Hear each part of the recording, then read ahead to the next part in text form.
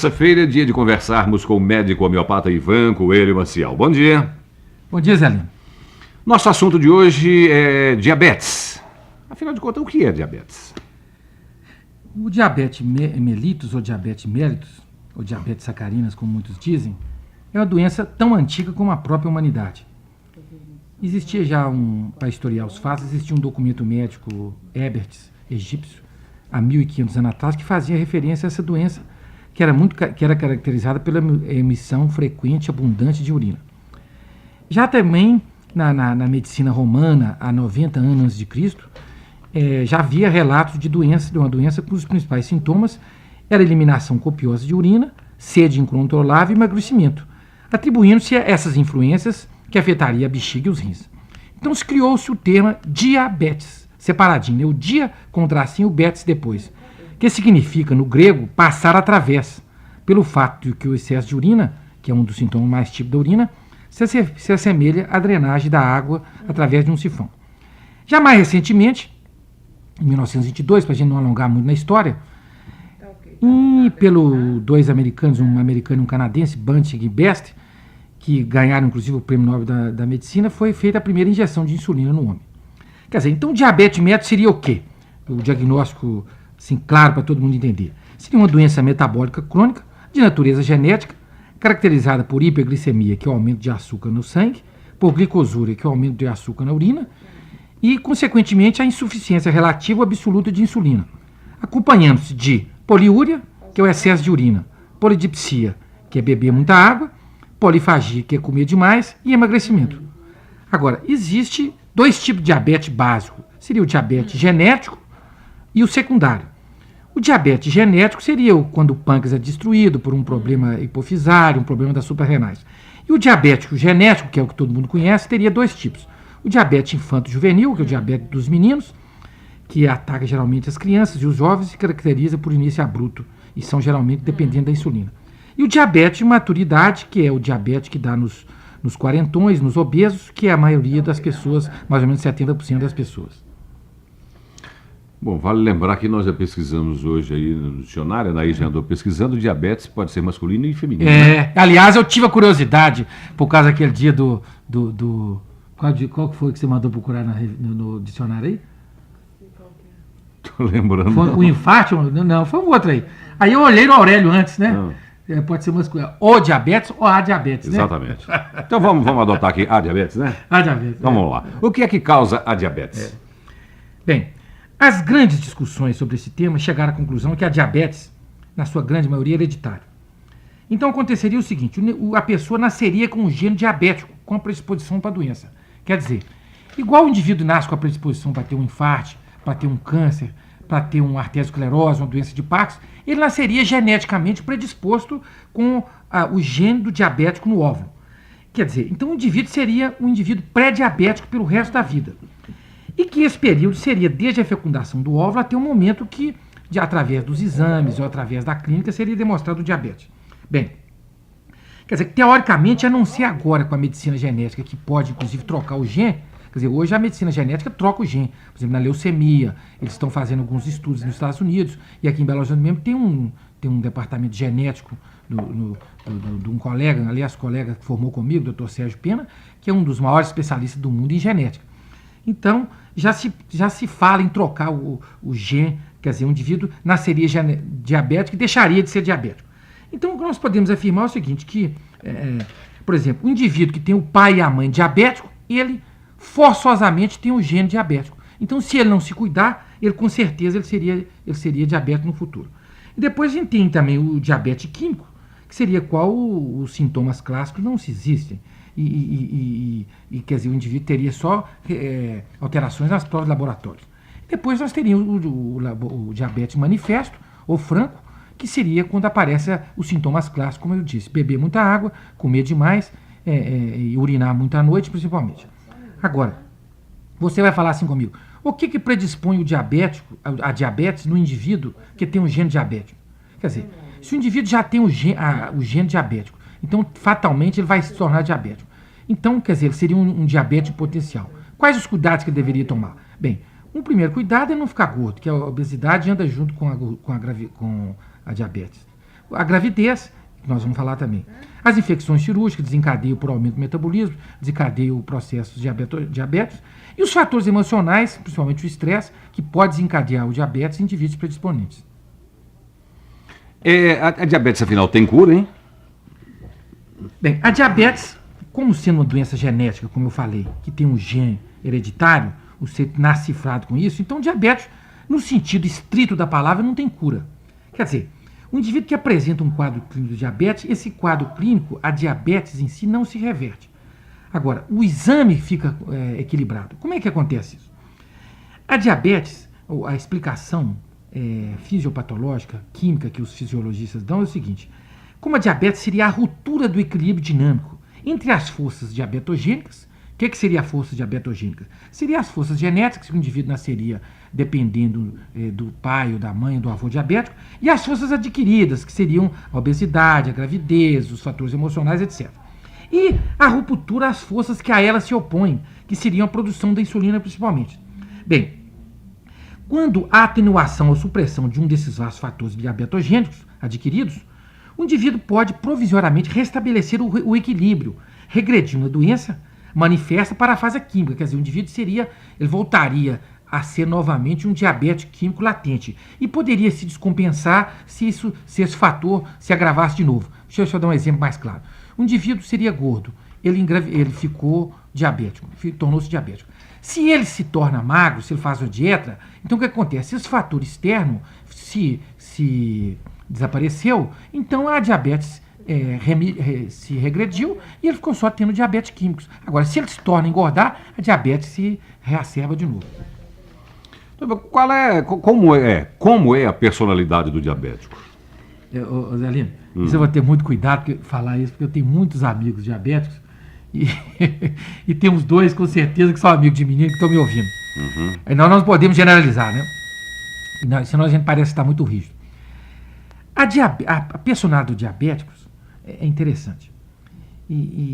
Habitualmente, o paciente diabético está muito relacionado com o paciente obeso, o gordo, porque eles reagem quase da mesma maneira aos traumas psicológicos, conscientes ou inconscientes da mesma maneira. Isto é, pela comida, comendo mais. Quer dizer, em geral, os diabéticos, e isso vale também para os gordos, tiveram traumas na fase oral, motivo pelo qual qualquer emoção, boa ou má, fazem comer ingerindo alguma coisa. Quer dizer, a satisfação oral para o gastrônomo, no caso diabético, é tão importante que constitui uma diversão especial, igualando-se para outra pessoa que vai a uma festa para comer e para beber. Quer dizer, o diabético tem o hábito constante de comer muito.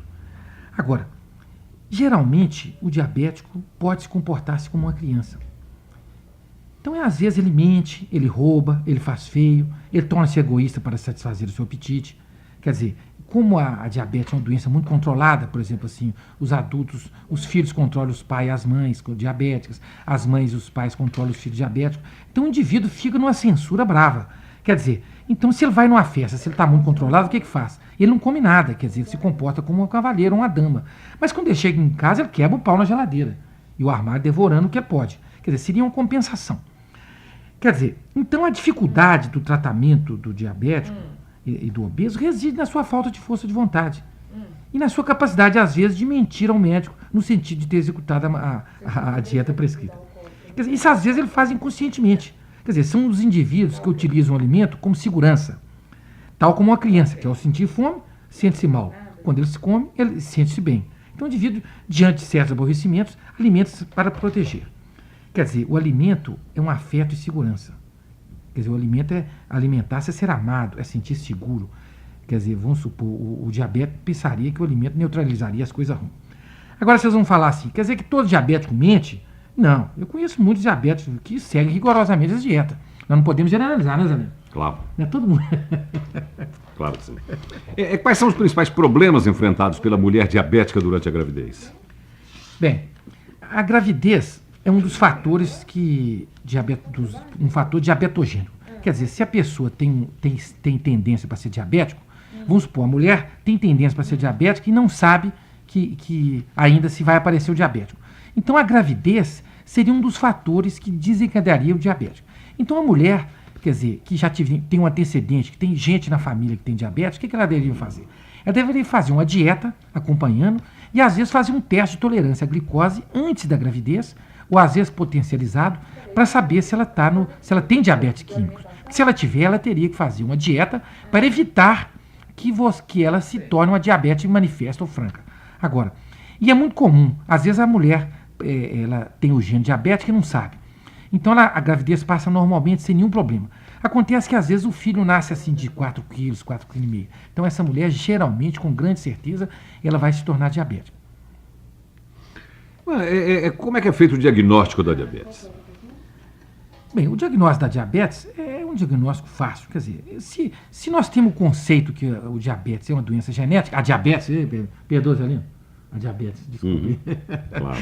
Se a diabetes é uma doença genética, seria óbvio, então, que se o diagnóstico pudesse ser firmado naquela fase química, na fase genética que nós falamos aqui agora, que se a gente pudesse descobrir na análise, no mapa genético, igual faz o mapa astral, hoje já faz o mapa genético das pessoas. Então aí a gente poderia lançar a mão de recursos para impedir que a diabetes se manifestasse. Então, se nós não podemos ainda interferir nesses fatores genéticos determinantes, ainda desconhecidos, quer dizer, a identificação da fase química poderia, então, retardar o seu ritmo evolutivo mediante a redução da influência dos fatores diabetogênicos. Quer dizer, se eu sei se o sujeito vai ficar diabético, e eu falar assim, fulano, você não fica gordo, porque se você ficar gordo, o diabético gosta do gordo. Então, seria uma das maneiras de você prevenir o diabetes. Agora, o diagnóstico da diabetes não oferece dificuldade. Quer dizer, a presença de poliúria, o excesso de um indivíduo que urina a noite inteira. Um indivíduo que leva 2 litros de água para o quarto para beber à noite. Um indivíduo que come demais, que ainda perde peso, sobretudo nos indivíduos mais gordos, com mais de 40 anos, dificilmente leva o médico a um erro diagnóstico. Se existe, ao lado disso, antecedentes hereditários, a possibilidade de erro é pequena. Quer dizer, o diagnóstico clínico, os sintomas são exuberantes. Na fase manifesta, não tem grande dificuldade. Agora, a dificuldade do diagnóstico se refere na fase pré-química, na fase química. Então, essas pessoas que se queixam, tem muitas queixas vagas de cansaço, doloroso nas pernas, cãibra, sonolência, distúrbios visuais, às vezes impotência sexual. As mulheres queixam muito de prurido vulvar, quer dizer, coceira das partes íntimas. Aí é mais difícil. Agora, o diagnóstico laboratório se faz pelo exame de sangue, que é a famosa glicemia de jejum, e a pesquisa da glicose na urina. E quando é mais complicado, faça as provas de tolerância à glicose. Existem outras provas, da tobutamida, a prova da tolerância com a cortisona, que seria a prova potencializada, e outras mais. Agora, a clínica é importante, a gente nunca pode dissociar a clínica dos exames. Quer dizer, às vezes o indivíduo tem a glicose alta sem nenhum sintoma, então o médico deve ficar atrás, e vice-versa.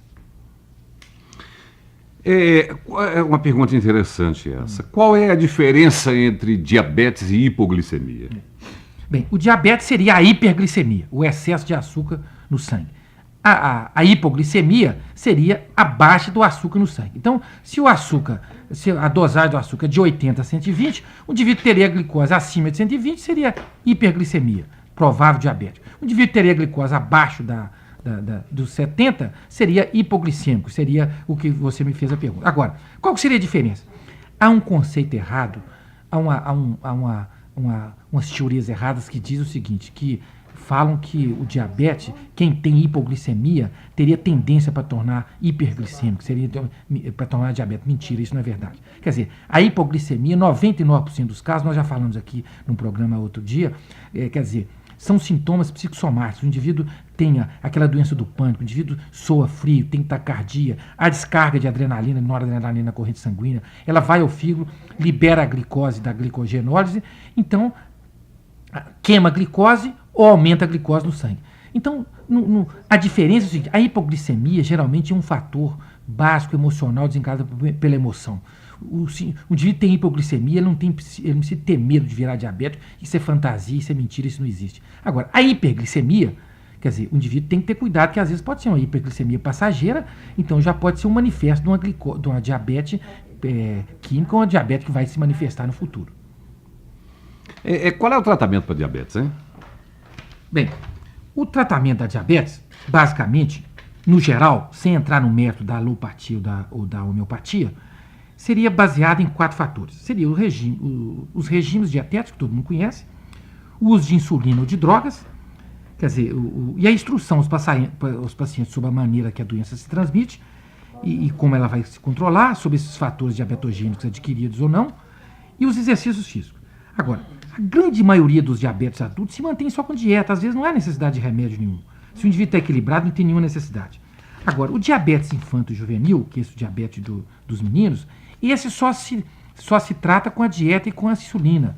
Isso aí não seria, você poderia me perguntar, isso é tratamento alopático ou homeopático? Isso é um tratamento de reposição de hormônio, não é nem alopático nem homeopático. Isso aí o indivíduo não poderia tirar a medicação. Agora, quando o tratamento, habitualmente os indivíduos são diabéticos, tomam Daonil, diabinese, alguns outros tomam insulina e fazem dieta. Agora, como é que você me faria a pergunta seguinte, como é que o diabético enfrenta a homeopatia, enfrenta a diabetes? Da seguinte maneira, levando em consideração, se a homeopatia é uma terapêutica energética vitalícia, que visa o equilíbrio do paciente, e como nós sabemos que a diabetes é hereditária, quer dizer, quando há um desequilíbrio entre as provas de tolerância, a glicose pode se mostrar normal, o que vai acontecer? Acontece o seguinte, se há um desequilíbrio entre as forças diabetogênicas herdadas ou adquiridas, e as outras que elas se opõem, se a homeopatia é uma terapêutica que visa o equilíbrio da pessoa, é lógico que esse equilíbrio fará que o indivíduo se recupere, se melhore no seu todo. Então você me pergunta, e a insulina? O indivíduo pode tomar, se o indivíduo toma insulina, ele pode retirar com o tratamento homeopático? Às vezes ele pode retirar a insulina, pode diminuir a dose e às vezes retirar totalmente. Agora o diabetes infanto-juvenil nunca vai poder tirar a insulina, porque aí o tratamento é de reposição, não é um tratamento alopático nem homeopático. Agora, os médicos se preocupam muito com o tratamento, com a glicose, o valor da glicose. Por exemplo, glicose 300. Às vezes o indivíduo tem a glicose 300, está equilibrado e não sente nada. Então eu me lembro muito bem que eu tratei num doente, de uma velhinha, que ela tinha glicose 300. E não tinha nenhum sintoma diabético. E eu tratava dela com alopatia. E ficava impressionado com aquilo. A senhora está urinando muito de noite? A senhora está comendo muito? A senhora está com muita... Não, doutor, não sinto nada, eu estou ótimo e tal. Não, doutor, não sinto nada. E eu implicado com aquilo. Então mandava ela fazer o exame laboratório no outro laboratório. Então tá a 300, no outro dá a 298, no outro dá a 312. Quer dizer, essa velhinha, era até uma velhinha simpática que morreu inclusive de câncer 10 anos depois, ela estava equilibrada com a glicose 300. Quer dizer, a glicose 300 era a glicose que ela precisava para viver. Então ela comia de tudo, comia feijoada, tomava cerveja e não tinha desequilíbrio nenhum. Aí você me pergunta, quer dizer que o médico homeopata não preocupa com o valor do exame? Não, preocupa, como todo médico preocupa. Agora, não precisa você fazer um cavalo de batalha, que às vezes o indivíduo, se você abaixa demais a glicose, o indivíduo começa a ter os sintomas que seriam os sintomas da hipoglicemia para ele, teoricamente, entre aspas. Quer dizer, a glicose 200, 250 ou 300 seria a glicose, entre aspas, que seria a glicose que ele precisaria para se viver. Então não precisa fazer esse cavalo de batalha. Às vezes o indivíduo tem glicose 120, 130 e tem os sintomas clínicos que o médico tem que ser muito mais intervencionista. Bom, nós temos aqui perguntas de ouvintes, vamos respondê-las logo após o intervalo comercial, né? São 10h25 em Belo Horizonte. Na Austin Reparadora você tem agora 3 vezes para pagar sem juros. Isto mesmo, sem juros. Autopeças, mecânica, balanceamento, regulagem eletrônica e tudo nas mãos dos melhores profissionais que vão cuidar do seu carro com todo carinho. Austin Reparadora. Peças e mão de obra com 3 vezes para pagar sem juros. Austin Reparadora. Rua Jaguaribe, 15, Concórdia, telefone 4426599, direção de Etienne e Nelísia. Pra você se sentir bem feminina, pertinho do seu bem amado, o elixir de Capeba composto deixa seu rosto sem mancha e bem corado. Elixir de Capeba composto Clidom é o bom. Elixir de Capeba é composto de jurubeba, boldo e pariparoba. Conserve a saúde do seu fígado com Elixir de Capeba composto Clidom, também em Drágeas. Roscoff, pura, com gelo ou na caipivódica. Essa sim é a vodka. Roscoff, Cortesano, Vinho Dom Bosco. Representante Série Minas. Fone 295-3205. Crédito Arruda ajuda e informa a hora certa. 10h27 em Belo Horizonte. É 1, 2, 3. É isso aí! Agora tudo em 3 vezes sem entrada e sem juros. Verão Crédito Arruda, da melhor qualidade. No ar, com energia da CEMIG, a força de Minas. Contra a caspa e a queda de cabelos, Capicilim. Na embalagem de 12 ou 24 frascos. Com Capicilim, adeus caspa. Capicilim é bom mesmo. Passe amanhã conosco. Rádio Vivo. O programa que respeita a sua inteligência. Estamos conversando com o médico homeopata Ivan Coelho Maciel. Pergunta de Laura do Caiçara. Há 15 dias tem tonteiras. Quando abaixa a cabeça, o estômago embrulha. Pergunta se isso pode ser labirintite. Está aparecendo. Tudo indica que seja labirintite. Sintomas baixa. Quer dizer, a labirintite tem vários tipos de sintomas, mas essa náusea, quando você abaixa a cabeça, tudo indica que seja labirintite, Laura. Silvio do Santo André. As dores de barriga e no estômago que o diabético sente são provenientes da insulina? Não. Há substituição para a insulina? A substituição, essa pergunta está bem respondida. Essa segunda parte aí eu já falei nela aqui sobre a insulina com o diabetes, né? Sim. Agora, esse problema da dor de barriga, no estômago eu não posso assim, te dar essa resposta assim, imediatamente, não. Qual é o tratamento para diabetes na homeopatia? Bem, foi o que eu já disse também aqui. Eu já falei, já respondi essa pergunta. Se o diabetes, se a homeopatia visa o equilíbrio e se o diabetes é exatamente o desequilíbrio do indivíduo entre as duas forças, quer dizer, então, a resposta está bem dada. Gerson de Santa Luzia. A pessoa com glicose 100 é considerada diabética? Não. De 80 a 120 é considerado normal. Estela do bairro Saudade está tomando elixir fertilizante. Qual a atuação desse remédio sobre o organismo? Não conheço. Isso aqui não é um remédio homeopático. Provavelmente deve ser um remédio ou natural ou fitoterápico. Quer dizer, de planta. Quer dizer, não é remédio homeopático. Não posso te dar essa resposta porque eu não conheço esse remédio. Maria do Carmo de Sabará. O marido dela tem psoríase. Pergunta se tem cura. Bem, a psoríase é uma doença difícil de ser tratada. Nós ainda vamos falar um dia aqui sobre psoríase.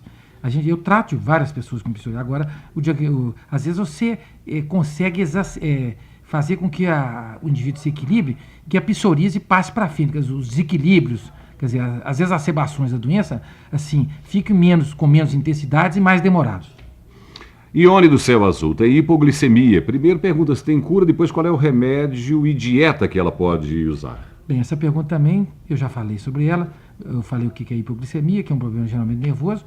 Quer dizer, não tem um remédio para hipoglicemia.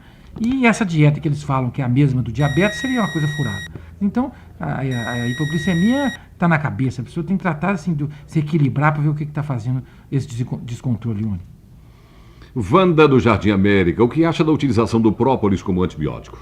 Bem, o própolis não é antibiótico. Anti é contra. Anti, sufixo grego, contra. Bios, vida, tico, cortar. Então, contra a vida, corta a vida. Bem, o própolis não é nada disso. O própolis é uma substância retirada da abelha, lá da criação de abelha, que empiricamente melhoraria a resistência dos indivíduos, mas não é antibiótico.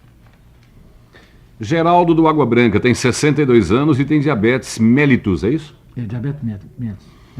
Ou mellitus, pode falar as duas coisas. Mellitus. Então fica a gosto do cliente. Mellitus ou mellitus.